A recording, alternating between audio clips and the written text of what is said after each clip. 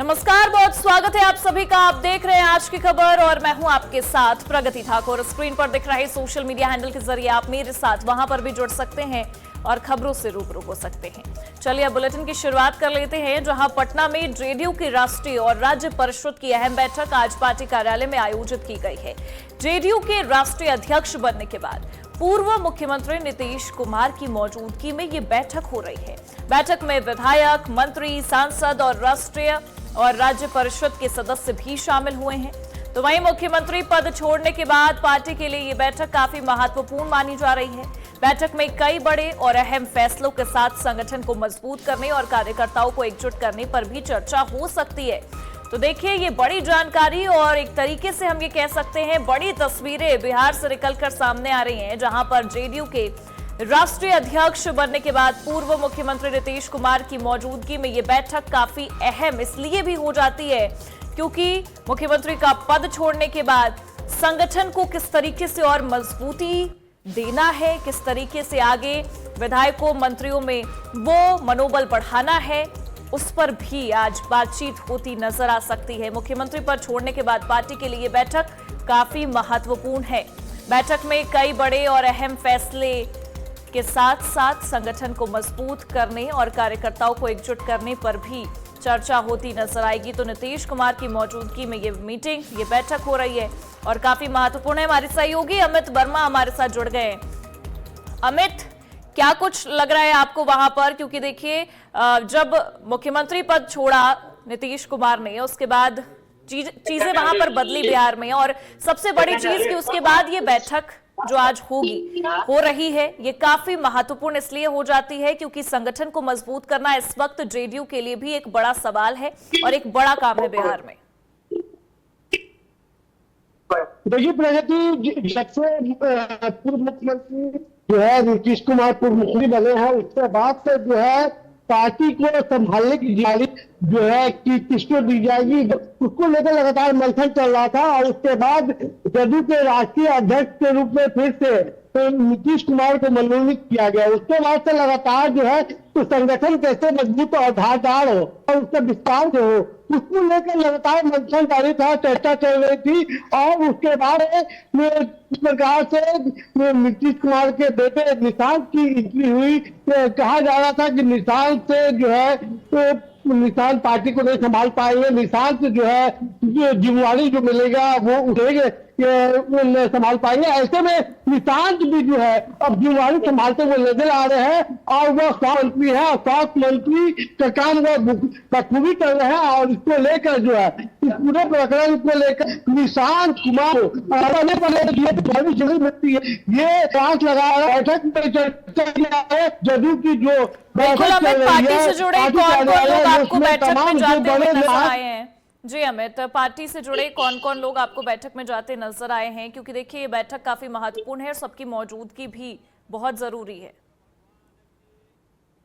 देखिए, बैठक में खुद जो है राज्यसभा सांसद एवं पूर्व मुख्यमंत्री नीतीश कुमार खुद मौजूद है और जो राष्ट्रीय कार्यकारी अध्यक्ष संजय झा से लेकर तमाम जो बड़े नेता है, ये जनता दल यूनाइटेड के वो तमाम लोग हैं जनता दल यूनाइटेड कार्यालय के बैठक में मौजूद है। और बैठक में जो है संगठन को कैसे धारदार और कैसे विस्तार किया जाए उसको, और कैसे जो है एक दूसरे से जोड़ा जाए, उसको लेकर जो है बैठक में चर्चा की जा रही है। निशांत कुमार को लेकर मेन चर्चा की जा रही है। निशांत कुमार को आने वाले दिनों में कैसे पार्टी की जिम्मेदारी दी जाए, वो तमाम चीज लेकर जो आज बैठक कंटिन्यू चल रही है। बैठक में बिल्कुल,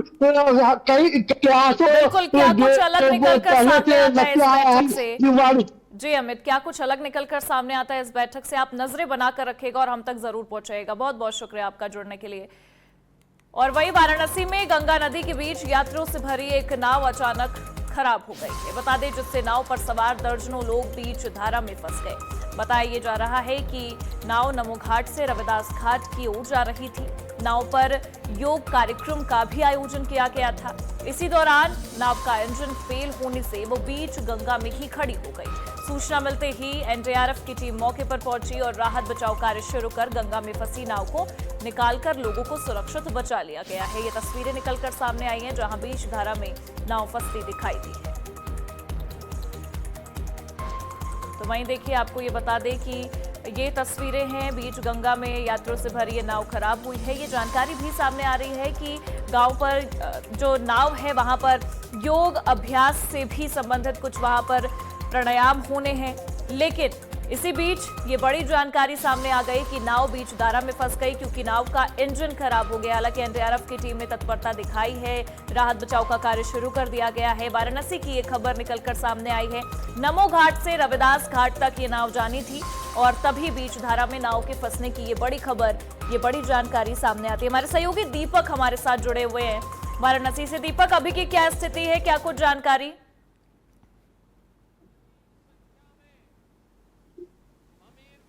जी बिल्कुल, देखिए व्यवस्था और सुबह में नमो घाट से रविदास घाट तक योगा करते हुए नौकायन करने का प्लान हुआ था, लेकिन धारा में मां गंगा की गोद में नाव फंस जाती है और दर्जनों की संख्या में जो यात्री होते हैं, जो योगा करता होते हैं, फंसते हुए नजर आते हैं। लेकिन वर्तमान समय की यथास्थिति को मैं बताते चलूं कि एनडीआरएफ की टीम की तत्परता से नाव को सुरक्षित ढंग से हटा दिया गया। तो जितने भी यात्री तैनात थे, जितने भी यात्री मौजूद थे, उनको दूसरों में शिफ्ट करके उनको सही सलामत रुक कर लिया गया है। लेकिन ना बताई जा रही है, सोशल मीडिया की वीडियोस भी काफी तेजी से वायरल होती नजर आ रही है। सुबह के योग दिवस था, लोग कर रहे थे और ये भी प्लानिंग था कि रविदास घाट तक जाएंगे और करते हुए नजर आएंगे, लेकिन वहीं धारा में नाव फंसती, बिल्कुल बिल्कुल, अभी की स्थिति मतलब सही है, सबको सुरक्षित दूसरे नाव पे बिठा दिया गया है और वहां से बाहर लेकर जाने की जो प्रक्रिया है वो शुरू हो गई है। बहुत बहुत शुक्रिया आपका। नाव में शिफ्ट किया। और चलिए अब रुक करते हैं अगली खबर का, जहां कुशीनगर से ये खबर आपको बता रहे हैं। 45 वर्षीय महिला पर चाकू से ताबड़तोड़ हमले की जानकारी सामने आई है। हमले में महिला गंभीर रूप से घायल हुई है। तो कुशीनगर से ये बड़ी खबर, जहां 45 वर्षीय महिला पर चाकू से ताबड़तोड़ हमला किया गया है। गंभीर रूप से घायल हुई है महिला। घायल महिला को जिला अस्पताल रेफर किया गया है। छानबीन में पुलिस ने घटना में प्रयुक्त हुई चाकू को भी बरामद किया है। मामले के आरोपी को भी पुलिस ने गिरफ्तार कर लिया है। घटना के कारणों के विषय में अभी कोई जानकारी नहीं है। बता दें, कसिया थाना क्षेत्र के बटेसरा गांव का ये पूरा मामला है, जहां पर इस तरीके से इस घटना को अंजाम दिया गया।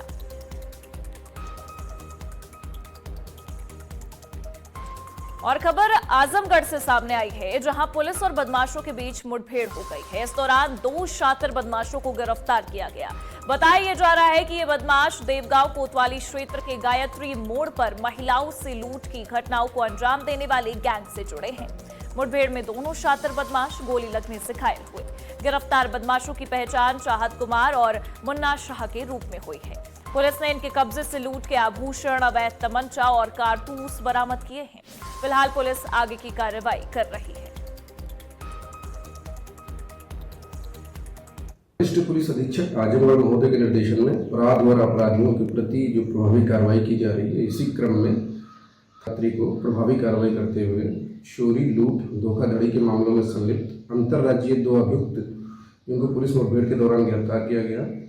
थाना देवगांव के ग्राम कंजहित में 16 जून 2026 को एक महिला के साथ आभूषण साफ करने के नाम पे अवैध असलहे या तमंचे दिखाते हुए उसके साथ लूट की घटना कारित की गई थी।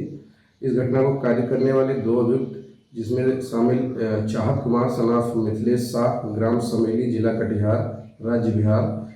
मुठभेड़ के दौरान इस अभियुक्त के दाहिने पैर में गोली लगी। साथ ही इसके साथी मुन्ना शाह सनाफ जोगेंद्र शाह, निवासी ग्राम समेली, जिला कटिहार, बिहार, इसको गिरफ्तार किया गया है। आपको ये खबर बता रहे हैं, जहां 1.5 महीने बाद कब्र से युवक का शव निकाला गया है। हत्या की आशंका को जताते हुए परिजनों ने शव को निकलवाया है। बता दें, शव को निकलवाकर पोस्टमार्टम हाउस भेज दिया गया है। पोस्टमार्टम के बाद ही घटना का जो राज है वो खुलता नजर आएगा। परिजनों ने हत्या की आशंका जताते हुए जांच की मांग की है। तहसील और पुलिस प्रशासन की मौजूदगी में ये शव निकाला गया है। जलमऊ कोतवाली क्षेत्र के बलीपुर मजरेपुरे दुबे गांव का ये पूरा मामला बताया जा रहा है।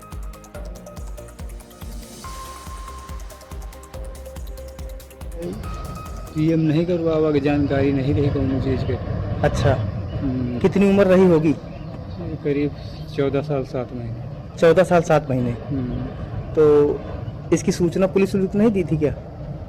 नहीं दिया गया था, यहाँ की पुलिस को दिया गया था, वहाँ की पुलिस जानकारी थी लालगंज पुलिस।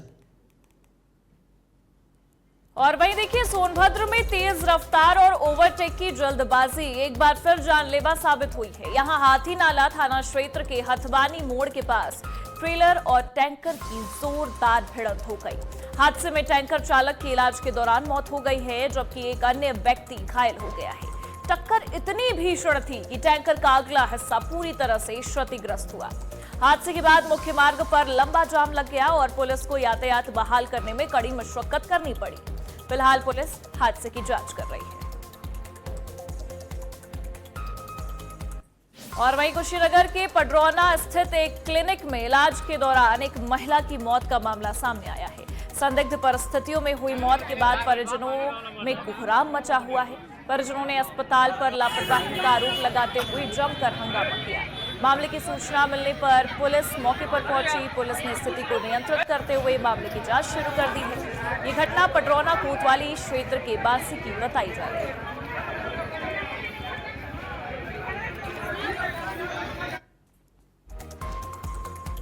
खबर ललितपुर से है, जहां सलगन रेलवे अंडरब्रिज के पास एक तेज रफ्तार ट्रक ने बाइक सवार चाची और भतीजे को पीछे से जोरदार टक्कर मार दी।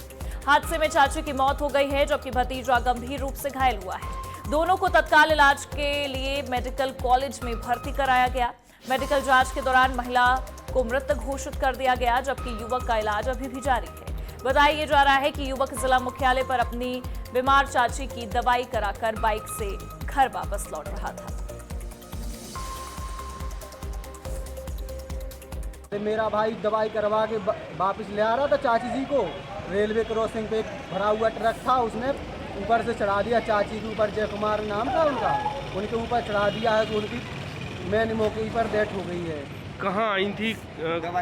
दवा करवाने के लिए आई थी। दवा करवाने के लिए ललितपुर? हाँ ललितपुर आई थी, वापस लौट रही थी ब्रिजी में, उसने ट्रक चढ़ा दिया उसके ऊपर।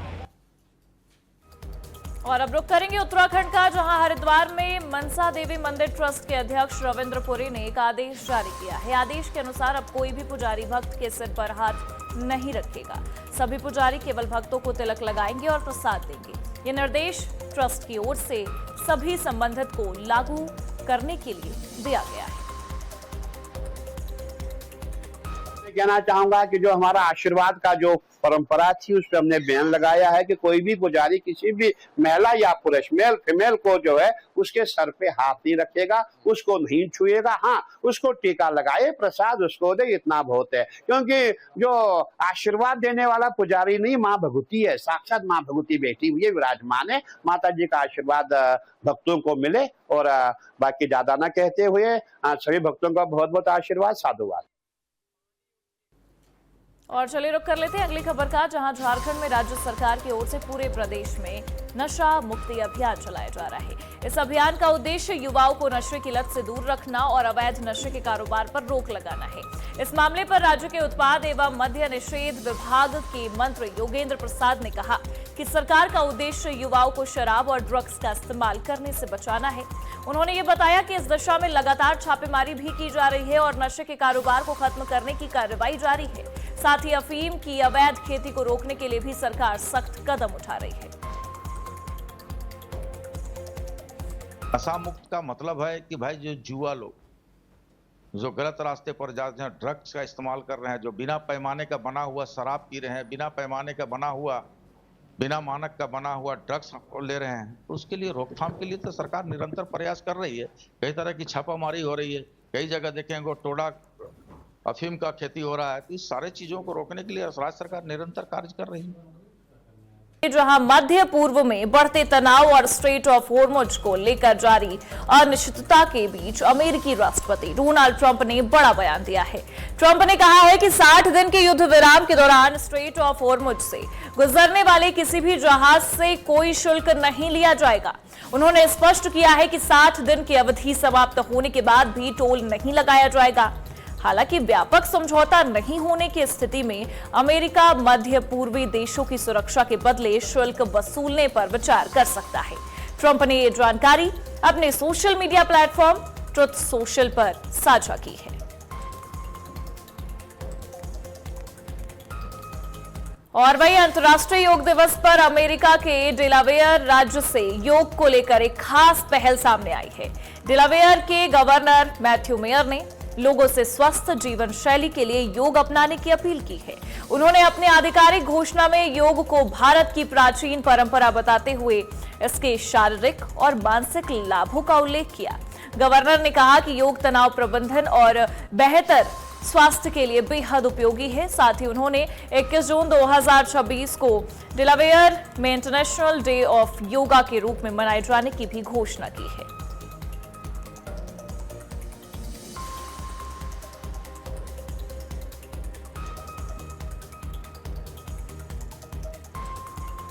और देखिए वहीं 12वां अंतर्राष्ट्रीय योग दिवस आज उत्साह और उमंग के साथ मनाया जा रहा है। पूरी दुनिया भर में लगभग 2500 जगहों पर योग कार्यक्रमों का आयोजन किया गया। वहीं भारत में इसका मुख्य आयोजन कोलकाता के रेड रोड पर देखने को मिला, जहां पीएम नरेंद्र मोदी ने हजारों लोगों के साथ योग किया। इसके अलावा रक्षा मंत्री, गृह मंत्री और तमाम राज्यों के मुख्यमंत्री समेत सभी बड़े नेता और मंत्री भी योग करते नजर आए। आज उस खास मौके पर कोलकाता से दिल्ली और लेह तक पूरा देश योग में नजर आया। इस खास मौके पर प्रधानमंत्री नरेंद्र मोदी ने कहा कि योग मानवीय एकता का आधार है और योग की ऊर्जा ने विश्व को एक करने का काम किया है।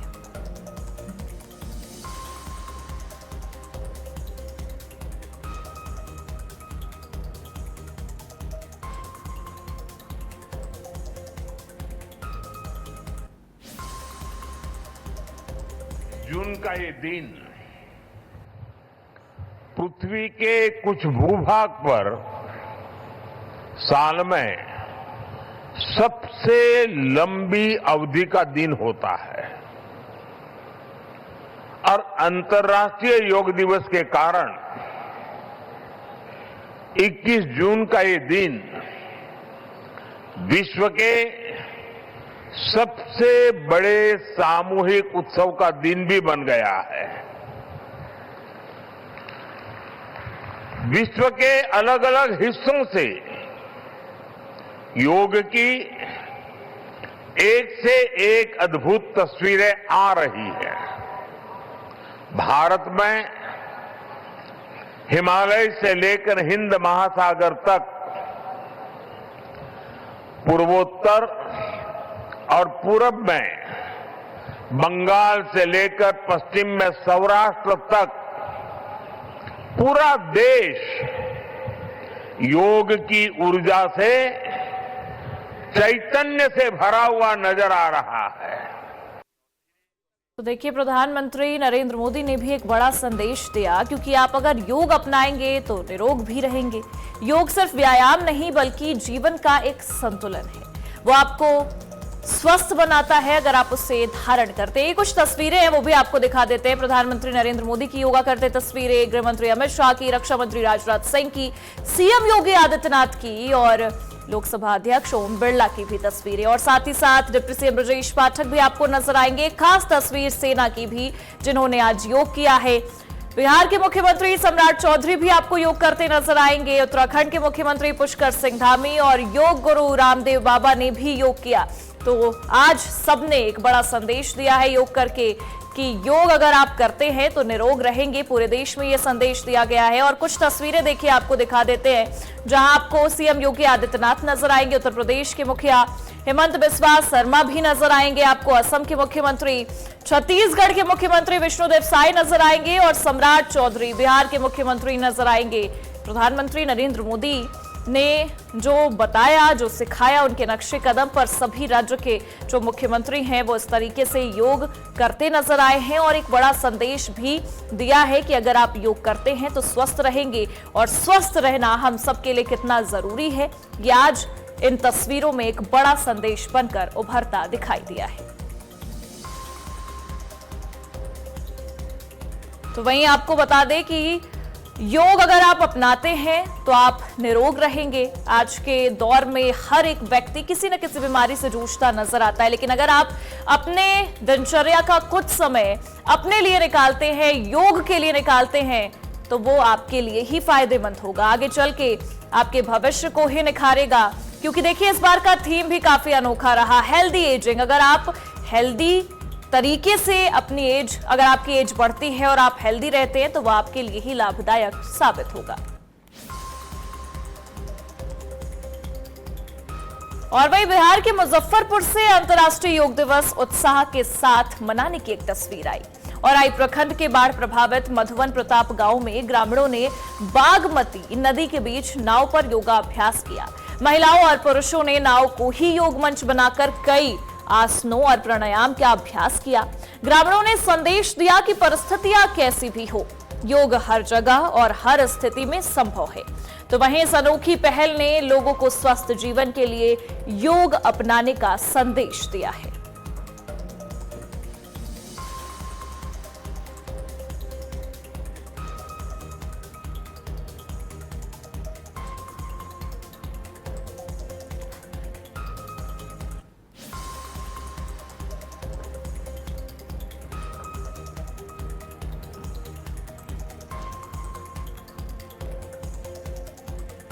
और वहीं जहां एक तरफ देश भर में अंतर्राष्ट्रीय योग दिवस के मौके पर नेताओं, सेना के जवानों और आम जनता का उत्साह और अनुशासन देखने को मिला, तो वहीं दूसरी ओर बिहार के स्वास्थ्य मंत्री निशांत कुमार का योग प्रदर्शन चर्चा का विषय बन गया है।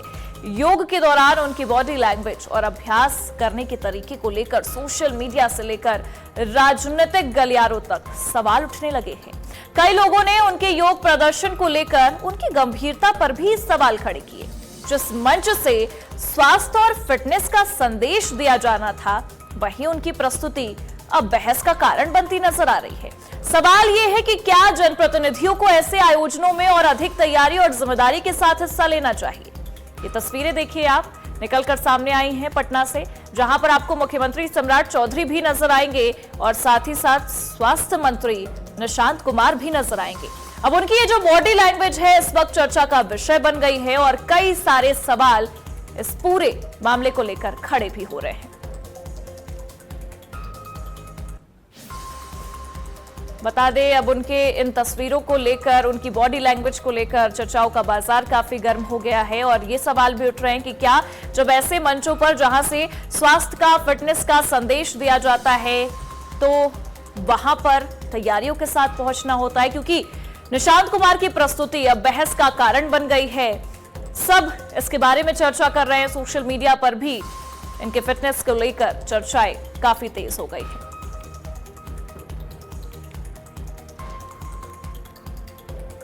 और इसी के साथ फिलहाल के लिए इस बुलेटिन में बस इतना ही। देश और दुनिया की तमाम बड़ी खबरों के लिए आप देखते रहिए आज की खबर।